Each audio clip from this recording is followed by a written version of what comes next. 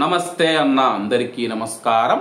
Kuwait లో వాతావరణం గురించి వాతావరణ శాస్త్రవేత్త ఈసా రంజాన్ గారు హెచ్చరించారు. ప్రస్తుతం కువైట్ లో మీర్జామ్ సీజన్ నడుస్తూ ఉందని చెప్పేసి ఈ సీజన్ లో కువైట్ లో విపరీతమైన ఉష్ణోగ్రతలు ఉంటాయని చెప్పి వెల్లడించారు. జూలైతో పోలిస్తే తక్కువ పగటి గంటలు ఉన్నప్పటికీ అధిక ఉష్ణోగ్రతలు కొనసాగుతాయని చెప్పి తెలిపారు. కాలానుగుణ పరివర్తన ఉన్నప్పటికీ భారత ఋతుపవనాలు క్రమక్రమంగా బలపడుతూ ఉన్నాయి. దీంతో కువైట్ లో కూడా క్రమక్రమంగా ఉష్ణోగ్రతలు తగ్గే అవకాశం ఉందని చెప్పి గాలిలో తేమ ఎక్కువగా ఉంటుందని చెప్పి వెల్లడించడం జరిగింది.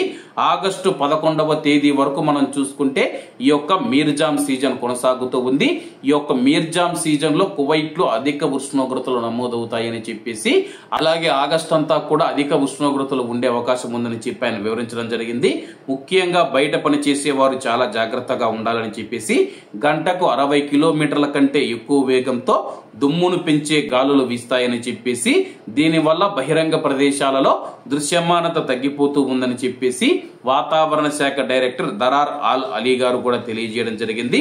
అలాగే కువైట్ లోని తీర ప్రాంతాలలో గాలిలో తేమ పెరిగే అవకాశం ఉందని చెప్పేసి బుధవారం, గురువారం మరియు శుక్రవారం వరకు ఇదే వాతావరణ పరిస్థితులు ఉంటాయని చెప్పేసి వాతావరణ నిపుణులు తెలుపుతూ ఉన్నారు.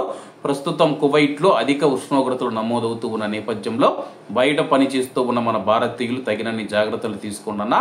ఎందుకంటే గాని అధిక ఉష్ణోగ్రతల వల్ల చాలా మంది వడదెబ్బకు గురవుతూ ఉన్నారు. కాబట్టి ఉదయం 11 గంటల నుంచి సాయంత్రం 5 గంటల వరకు ఎవరు పని చేయొద్దండి. అలాగే ఆగస్టు 11వ తేదీ వరకు మనం చూసుకుంటే ఈ యొక్క మీర్జామ్ సీజన్ కొనసాగుతూ ఉంది. ఆగస్టు 31వ తేదీ వరకు కువైట్ లో బహిరంగ ప్రదేశాలలో ఉదయం 11 గంటల నుంచి సాయంత్రం 4 గంటల వరకు ఎవరు పని చేయవద్దని చెప్పేసి public authority for man power ప్రకటించి బహిరంగ ప్రదేశాలలో పనిపైన నిషేధం విధించింది. కాబట్టి అందరూ బాగుండాలి, అందులో మనం ఉండాలి. అందరికీ నమస్తే అన్న, జై హింద్.